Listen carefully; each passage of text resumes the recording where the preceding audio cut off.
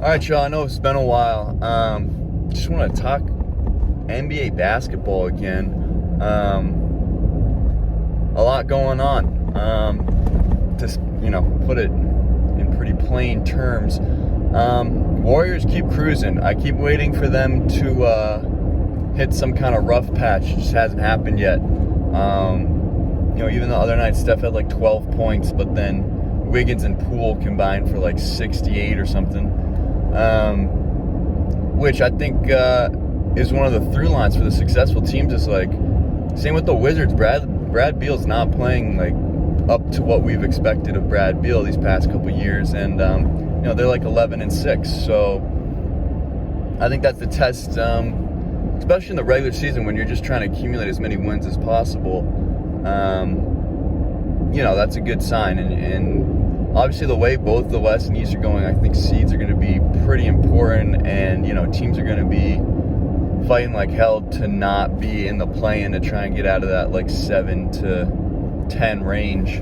Another thing though too, and I guess this is just the nature of sports media and just the way things kind of work, but I just want to say, in terms of, I feel like everything's so reactionary, where it's like a team loses 2 games in a row and all of a sudden it's like they have no shot of like making the playoffs or whatever. And it's like, how many times have we seen teams go through, a losing streak and figure out a way to, make the playoffs and get hot at the right time? Like, it happens in every sport. And like every year we act like it's the end of the world when a team loses 3 games in a row. And specifically with the Lakers, I mean, Russ last year, it was literally like the Wizards were awful until like February, and then it was like, oh my God, Russ is like leading this team to the play-in somehow, and he did it. Like, we've seen it before, so it's just frustrating when everyone acts like it's never happened and like, oh God, like the Lakers may never win a game again.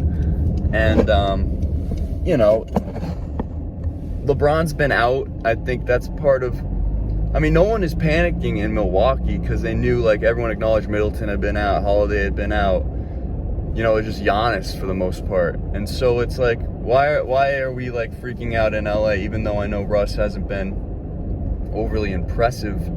Although in the loss to the Knicks, he had, like, 30-point triple-double. So I think we just need to pump the brakes a little bit on this, like, swinging back and forth, because that's just the nature of basketball and of a sports season. Is just, you're going to be hot sometimes you're not. That's just kind of how it goes.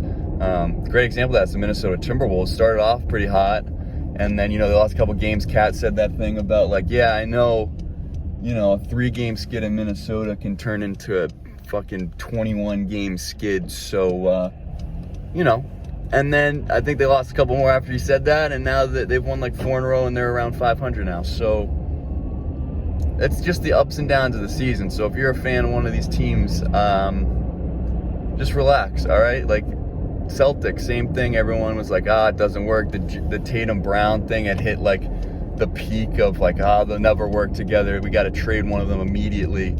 And now they're like at 10-8, something like that, kind of where we expect them to be, trying to get Jaylen Brown back to 100%. And you got to feel a little bit better. You're like, all right, we're in the mix. Now, if you're a Houston Rockets fan, that's one that's probably getting to the point that it's like, whatever, not salvageable. But you didn't come into the season expecting to be in probably even the play-in tournament. So I would, you shouldn't be surprised by that. And look forward to getting that fucking Gonzaga slender man, Chet Holmgren or whatever his name is. Put him with Şengün, and that's quite a front court you got there.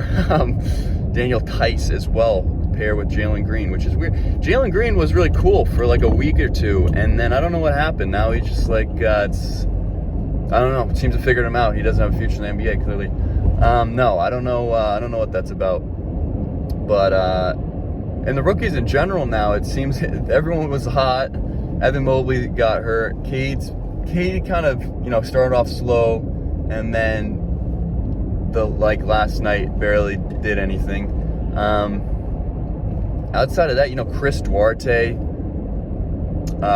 started really well. To much, I think everyone was kind of surprised by that, and then think he got hurt a little bit, and now he's coming back, and you know, that's fine. Josh Giddey, I think, has shown a lot of promise, obviously getting a lot of playing time, putting up some decent numbers.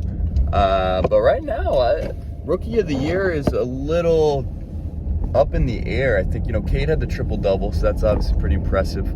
Ben Simmons hasn't made his debut yet, so it's never too late for a Ben Simmons Rookie of the Year joke. I hope when he retires, people will say, wow, 3-time Rookie of the Year winner or something. But yeah, and then I feel like this doesn't usually happen like this, but like some of the mid-first round picks are playing in the G League. When you think of Josh Primo in San Antonio, Book Knight for Charlotte, like they're not even on the roster. You're not on like top 12, I guess, and I don't not like the idea of that. I think you know, if they can be the number one on the G League team for a little bit, get some confidence up. And I think Book Knight scored, you know, a ton of points when he has played for the G League team. You know, then so be it. It's just kind of weird to think that you invested a first-round pick and they're not even going to see NBA time right out the gate. And you know, Book Knight's playing behind LaMelo, and Ish Smith gets some minutes and stuff, so I understand that. And obviously the Spurs have a lot of youth at guard, so I mean, it kind of begs the question why you drafted those guys, but at the same time, if they're developing them, and you know, ultimately, it's one of those things like we'll see in the NFL, and I feel like this will probably happen. Don't, you know, put it in stone, but you know, obviously Mac Jones right now is probably the front runner, at least, you know, obviously statistically a lot better than most of the quarterbacks. Not to go on an NFL tangent, but you know, he, from a winning standpoint, from a numbers standpoint, is doing far better than pretty much any other rookie quarterback right now. But that doesn't necessarily mean that he'll be the best player, you know, long term. Another example, that's Malcolm Brogdon won a Rookie of the Year in a same class that had like Giannis and Pascal, and I think Jaylen Brown, I think it was that year. So yeah, it's just a matter of, you know, who is ready for the league rookie year, but obviously guys develop at different paces, so they can obviously, you know, jump over them. This is like, the thing about these glasses are, you see this thing's supposed to go around your ear, and my head is so big it barely gets there, and the hoop is not there. So it's unfortunate, and I feel like an idiot, but the sun was bright and I didn't want to get in a crash while on video, so there you go. But yeah, the big point of today was really, we're gonna relax because a lot can happen in the remaining games unless you're a Houston Rockets fan. Really, the only team that's low that probably didn't expect to be as low as the Pelicans, but they don't have Zion right now, so you know, that's a whole mess. So yeah, we'll relax, okay? Take it day by day, game by game.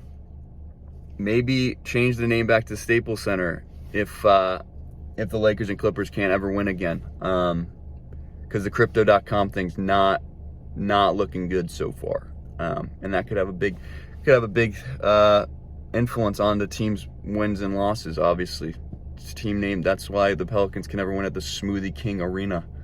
That's just how it goes. But yeah, good talking to you. Take care of yourselves. Take it easy.